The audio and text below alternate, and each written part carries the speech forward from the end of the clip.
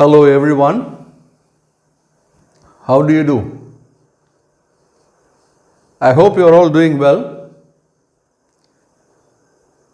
நம்ம ரெகுலராக classes பார்த்துட்ருக்குறோம், communicative English பார்த்துட்ருக்குறோம். அதில் ரெகுலராக நம்ம பார்ட்ஸ் ஆஃப் ஸ்பீச் இப்போ பார்த்துட்ருக்குறோம். நவுன், ப்ரொனவுன், வேர்ப் வரைக்கும் வந்தோம். அந்த வெர்பில் 3 வகை இருக்கிறதுன்னு உங்களுக்கு நான் சொன்னேன். Main verb, be form verbs and auxiliary verbs, இல்லைங்களா? போன கிளாஸில் மெயின் வேர்பை பற்றி எடுத்தேன். அந்த மெயின் வேர்பு உங்களுக்கு முன்னமே நான் சொல்லியிருக்கிறேன், அன்கவுண்டபிள். நம்ம அதை கவுண்ட் பண்ண முடியாது. லேக்ஸ் அண்ட் லேக்ஸ் இருக்குன்னு நான் அன்றைக்கி போன கிளாஸ்லேயே சொன்னேன். அந்த மெயின் வெர்பை நம்ம 5 பிரிவுகளாக பிரிக்கிறோன்னு சொன்னேன். அது உங்களுக்கு ஞாபகம் இருக்குன்னு நினைக்கிறேன். இப்போ 5 பிரிவுகள்னு சொன்னால் என்ன பண்ணோம்? சிம்பிள் ப்ரெசன்ட் டென்ஸ் அல்லது பேசிக் ஃபார்ம், அடுத்தது ப்ரெசன்ட் சிங்குலர், அடுத்தது பாஸ்ட் டென்ஸ், அடுத்தது பாஸ்ட் பார்ட்டிசிபிள், அடுத்தது ப்ரெசன்ட் பார்ட்டிசிபிள். இப்படி 5 பிரித்தோம். இது 5 காலகட்டங்களை குறிக்கக்கூடியது. இந்த 5 5 காலகட்டங்களை குறிக்கக்கூடியது. 5 காலகட்டத்துக்கு யூஸ் பண்ண வேண்டியது. அது எப்படி யூஸ் பண்ணுறது அப்படிங்கிறது நெக்ஸ்ட்டு ஒரு 2 அல்லது 3 வீடியோவுக்கு அப்புறம் சென்டென்ஸ் ஃபார்மேஷன் போவோம். அப்போ உங்களுக்கு அதை யூஸ் பண்ணினா தான் புரியும். சும்மா விளக்கணும்னா புரியாது. கரெக்டாக அந்த சென்டென்ஸில் நம்ம விளக்க வேண்டும், அப்போ தான் புரியும். ஸோ சிம்பிள் ப்ரெசன்ட் டென்ஸ் அல்லது சிம்பிள் பேசிக் ஃபார்ம் அப்படின்னு சொன்னால் நிகழ்காலத்தை குறிக்கக்கூடிய ஒரு செயல். இப்போ நான் என்ன பண்ணிட்டு இருக்கிறேன்? பாடம் நடத்துகிறேன். பாடம் நடத்துகிறேன். நல்ல ஞாபகத்தில் வச்சுக்கோங்க. சில பேர் என்ன சொல்லுவாங்க? பாடம் நடத்தி கொண்டிருக்கிறேன்னு சொல்லுவாங்க. பட் அது ப்ரெசன்ட் கண்டினியூஸ் டென்ஸ். அது டென்ஸு போகும்போது புரிஞ்சுக்கலாம்.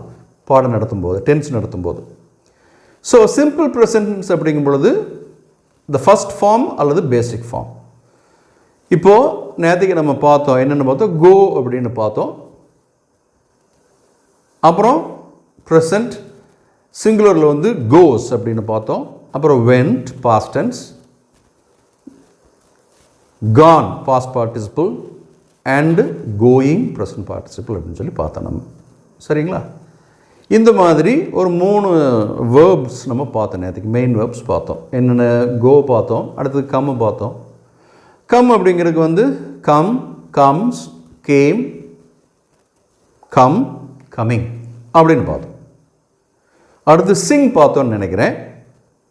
Singh, sings, sang, sung, singing. இப்படி 5 ஃபார்ம் பார்த்தோம். அப்புறம் இந்த எஸ் அல்லது இஎஸ் ஏன் சேர்த்துறேன் அப்படிங்கிறதுக்கு நம்ம ஒரு விளக்கமும் பார்த்தோம். If the person is third person, number is singular and the tense is present tense, we have to add s or es with the verb. புரிஞ்சுதுங்களா? இது நம்ம பார்த்து நம்ம அந்த எஸ் அல்லது இஎஸ் சேர்த்துறது it is only for present டென்ஸுங்கிறதையும் கிளியராக நம்ம பார்த்தோம். ஓகே, சரி. அப்புறம் மெயின் வேர்பு நம்ம பார்த்து முடிச்சிட்டோம். அதுக்கப்புறம் இன்னும் 2 டைப் ஆஃப் வெர்பு இருக்குன்னு சொல்லி சொன்னேன். Which is essential for communication. இங்கிலீஷில் கம்யூனிகேட் பண்ணுறதுக்கு எது முக்கியமோ அதை மாத்திரம்தான் இப்போ நம்ம பார்க்குறோம். சரிங்களா? அப்போது மெயின் வேர்பு நம்ம பார்த்துட்டோம். இன்னும் நம்ம பார்க்க வேண்டியது என்னென்னு கேட்டிங்கன்னா be form verb. Be, be form verb. இங்கே நீங்கள் பார்த்தீங்கன்னு சொன்னால் already I have written it on the board. என்ன எழுதியிருக்கிறேன்? பி ஃபார்ம் வேர்ப்ஸ் அப்படின்னு சொல்லி எழுதியிருக்கிறேன். சரிங்களா? அப்போ பி ஃபார்ம் வெர்ப் அப்படின்னா என்ன அப்படிங்கிறது நம்ம தெரிஞ்சு. எதுக்கு பி ஃபார்ம் வெர்ப்னு சொல்லணும்? இப்போ நம்ம தமிழில் பேசும்பொழுது பார்த்தீங்கன்னு சொன்னால் எல்லா வார்த்தைகளிலுமே இந்த இரு அப்படிங்கிற ஒரு வார்த்தை வந்துக்கிட்டே இருக்கும். என்ன பண்ணிட்டு இருக்கிற, இருக்கிற, இரு. நான் பாடம் நடத்திட்டு இருக்கிறேன், இரு. எங்க போயிட்டு இருக்கிற, இருக்கிற, இரு. நான் சிட்டிக்கு போயிட்டு இருக்கிறேன், இரு. இப்படி இரு இரு இருங்கிற வார்த்தை தமிழில் வந்துக்கிட்டே இருக்கும். நம்ம என்ன பேசினாலும் அந்த இடத்துல இருங்கிற ஒரு வார்த்தை எப்படியாவது நமக்கு வந்துடும், மோஸ்ட்லி நமக்கு வந்துடும். அதே மாதிரி ஆங்கிலத்தில். அப்போது நீங்கள் புரிந்து கொள்ள வேண்டிய விஷயம் என்னென்ன, இந்த பி அப்படிங்கிற வார்த்தைக்கு அர்த்தம் பி மீன்ஸ் இரு. பி மீன்ஸ் இரு. பிஇபி அப்படின்னு சொன்னால் அந்த வார்த்தைக்கு அர்த்தம் இரு.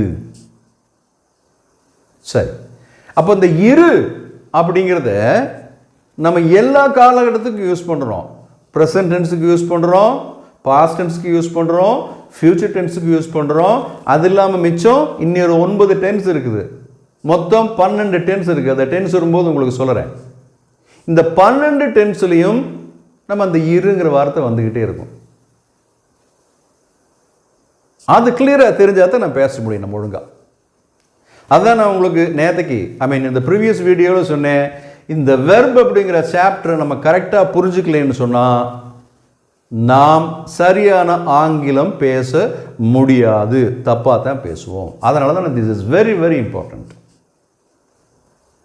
நம்ம சொல்ல வர்ற விஷயத்தை சரியான அர்த்தத்தோட மற்றவங்களுக்கு சொல்ல வேண்டும் என்றால், நாம் சொல்றது மற்றவங்களுக்கு புரிய வேண்டும் அப்படின்னு சொல்லி சொன்னா இந்த வெர்பை தரோவா படிக்கணும், இல்லைன்னா தப்பாகி போயிடும்.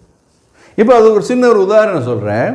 இப்போது நம்ம வீட்டில் குழந்தைகள் இருக்கும், சின்ன குழந்தைங்க, நல்லா பேச ஆரம்பிக்கிற குழந்தைங்க, ஒரு வயசு குழந்தை, 2 வயசு குழந்தைகள் எல்லாம் பேசும்போது சாப்பிட்டுட்டீங்களா அப்படின்னு அன்பாக கேட்போம். உடனே குழந்தைன்னு சொல்லுவோம் சாப்பிட்டுட்டேன் அப்படின்னு. என்ன சொல்லும்? சாப்பிட்டுட்டேன் அப்படிங்க. எப்போ சாப்பிட்டீங்க அப்படின்னு கேட்டால் குழந்தை என்ன சொல்லுவோம்? நாளைக்கு அப்படிங்க. நாளைக்கு சாப்பிட்டேன் அப்படிங்க. இது குழந்தை சொல்லும்போது ரொம்ப அழகாக இருக்கும். கண்டிப்பாக குழந்தை எது செஞ்சாலும் அழகாக தான் இருக்கும் இல்லையா? நம்ம வீட்டில் நம்ம குழந்தைங்க பண்ணுறது நம்ம ரசிச்சிருக்கிறோம். ஆனால் நாளைக்கு சாப்பிட்டேன் அப்படிங்கிறது சரியான அர்த்தம், சரியான சென்டென்ஸாக கிடையாது. நாளைக்குங்கிறது ஃபியூச்சர் டென்ஸு, சாப்பிட்டேங்கிறது பாஸ்ட் டென்ஸ். அப்போ அந்த குழந்தை என்ன சொல்லணும்? ஆக்சுவலாக சாப்பிட்டுட்டேன் அப்படின்னு நினைத்தோம், கொஞ்ச நேரத்துக்கு முன்னால் தான் சாப்பிட்டேன், நேற்றுக்கு சாப்பிட்டேன், காலையில் சாப்பிட்டேன். அதுதான் சரியான வார்த்தை, அதுதான் சரியான சென்டென்ஸ். இப்போ புரிஞ்சுதுங்களா? நம்ம என்ன தப்போ, இப்போ தமிழில் நாளைக்கு சாப்பிட்டேன் அப்படின்னு சொன்னால் என்ன தப்போ அதே தப்பத்தை நம்ம ஆங்கிலத்தில் பண்ணுவோம். அந்த தப்பு ஆங்கிலத்தில் நம்ம பண்ணாமல் இருக்கணும்னு சொல்லி சொன்னால் இந்த வெர்ப் அப்படிங்கிற சப்ஜெக்டை, வெர்ப் அப்படிங்கிற பார்ட்ஸ் ஆஃப் ஸ்பீச்சை நீங்கள் தரோவாக புரிஞ்சுக்கணும். அப்போ மாத்திரம்தான் ஒழுங்காக ஆங்கிலம் பேச முடியும். ஓகேயா? சரி, இப்போ பாருங்க, பி ஃபார்ம் வெர்பு பி அப்படின்னு சொன்னால் அதுக்கு இருன்னு சொல்லி சொன்னேன். இந்த பி ஃபார்ம் வெர்பை 4 விதமாக நம்ம பிரிக்க போகிறோம். ஒன்று, இந்த பி அப்படிங்கிறத அடிப்படையாக வைத்து, இரு என்பதை அடிப்படையாக வைத்து இரு என்கிற அர்த்தத்தை குறிக்கக்கூடிய வேர்ப்ஸ் ஆங்கிலத்தில் இருக்குது. அது என்னன்னு பார்ப்போம். பி அப்படின்னா இருன்னு அர்த்தம். அதில் ஃபர்ஸ்ட் ப்ரெசன்ட் டென்ஸ் பி, அதாவது நிகழ்காலத்தை குறிக்கக்கூடிய பி, இரு வெர்பு, அதுதான் ப்ரெசன்ட் டென்ஸ் பின்னு சொல்றது. அந்த ப்ரெசன்ட் டென்ஸ் பி என்னன்னு கேட்டீங்கன்னா ஆம், இஸ், ஆர். கிளியர்? அடுத்தது பாஸ்ட் டென்ஸ் பி. பாஸ்ட் டென்ஸ்ல பேசும்பொழுது இரு அப்படிங்கிற அர்த்தத்தில் வரக்கூடிய வாக்கியங்கள் பேசும்போது எதை யூஸ் பண்ணு கேட்டீங்கன்னா was were. நல்லா ஞாபகத்தில் வச்சுக்கங்க. இந்த am is இது ரெண்டுக்கும் past tense was were. I'm sorry, am is இது ரெண்டுக்கும் past tense was. ஆருக்கு past tense were. புரிஞ்சுதுங்களா? அடுத்தது past participle be. இந்த past participle அப்படிங்கிறது என்னங்கிறது சென்டென்ஸ்ல சொல்றேன்னு சொல்லி நான் முன்னமே உங்களுக்கு மெயின் வெர்ப் நடத்தும்போது சொல்லியிருக்கிறேன்.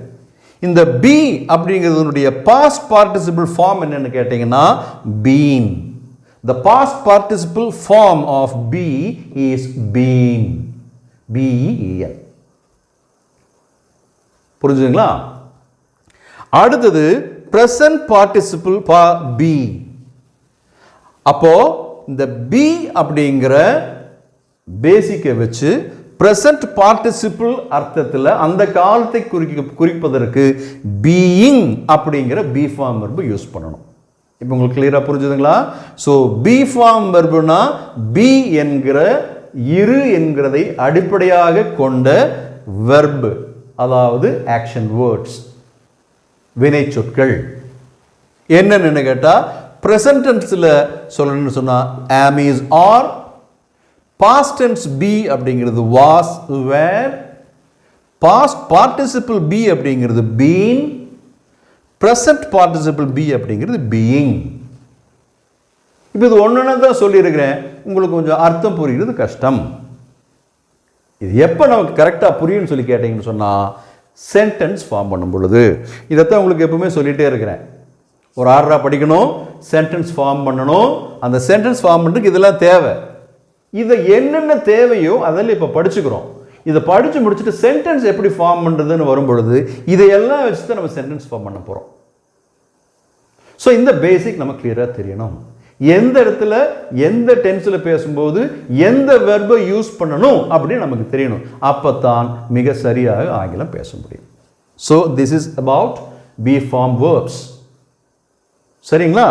இப்போ அடுத்தது நேற்றுக்கு 3 வேர்பு சொன்னேன். Main verbs, be form verbs and auxiliary verbs or helping verbs. சரி, இப்போ நான் இந்த பக்கம் எழுதி போட்டிருக்கிறேன் பாருங்க. Auxiliary verbs are helping verbs. Helping verb உதவி செய்யக்கூடிய verb. எதுக்கு உதவி செய்கிறது? டென்ஸை கண்டுபிடிப்பதற்கு உதவி செய்கிறது, சரியான டென்ஸில் பேசுவதற்கு உதவி செய்கிறது. அதனால் அதை ஆக்சிலரி வெர்ப்னு சொல்லலாம் அல்லது ஹெல்பிங் வெர்ப்னு சொல்லலாம். புரிஞ்சுதுங்களா? சரி, இப்போ இந்த எதெல்லாம் ஆக்சிலரி வெர்ப் அப்படின்னு சொல்லி பார்த்தீங்கன்னா இங்கே நான் எழுதி போட்டிருக்கிறேன் பாருங்க. என்னது? do, does, did, doing, done.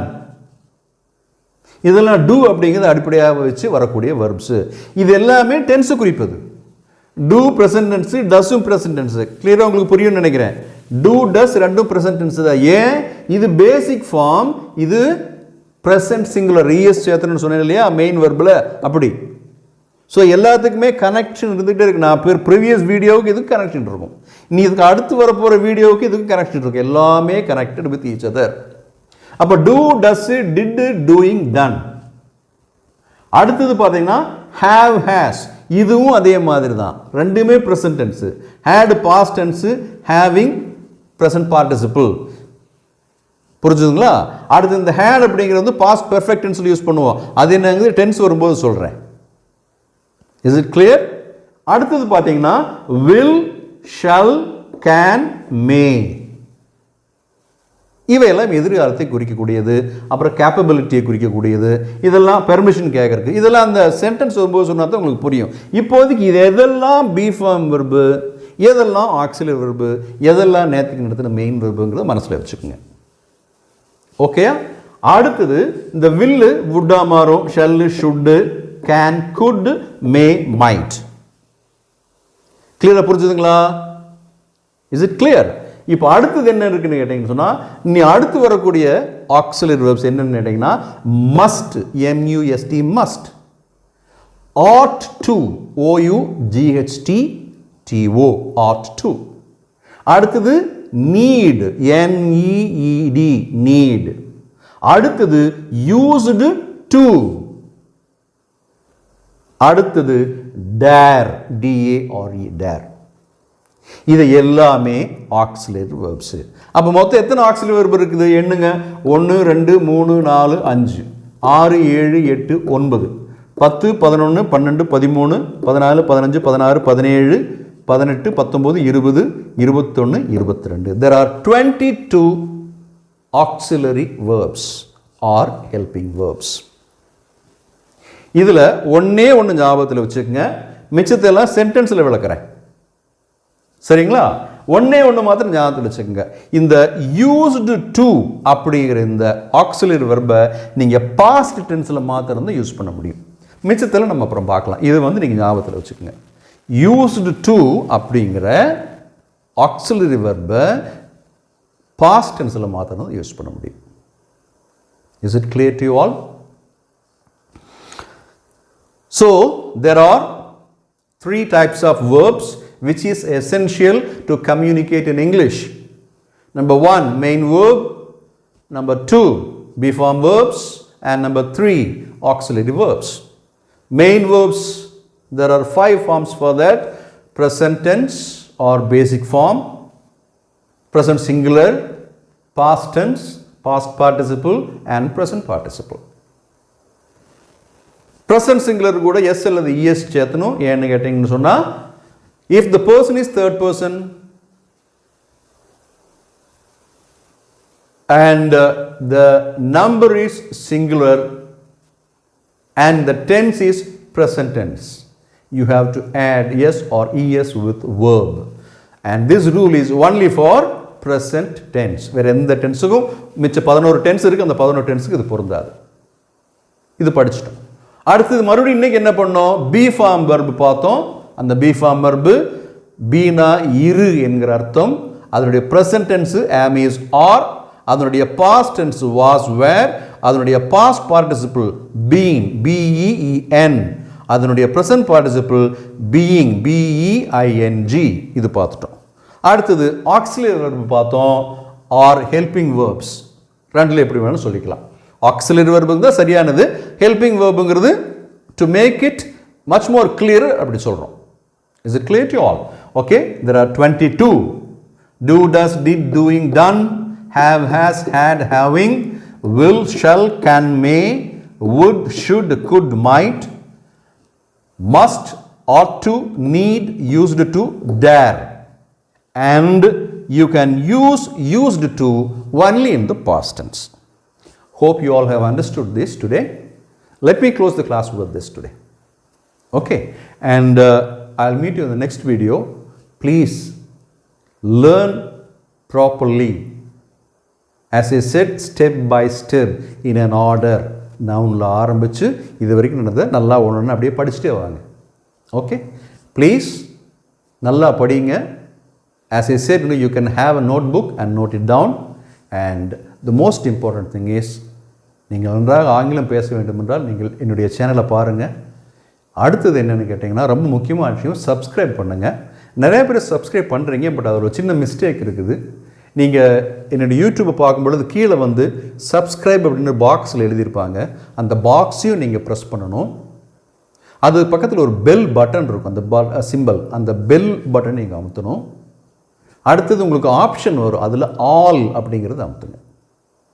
So please remember, first subscribe அமுத்துங்க, நெக்ஸ்ட்டு பெல் அமுத்துங்க, அடுத்தது ஆல் அப்படிங்கிற option அமுத்துங்க.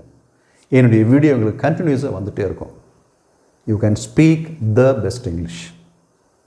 Okay, thank you so much. I will see you in the next class. Bye. Have a nice days. Thank you.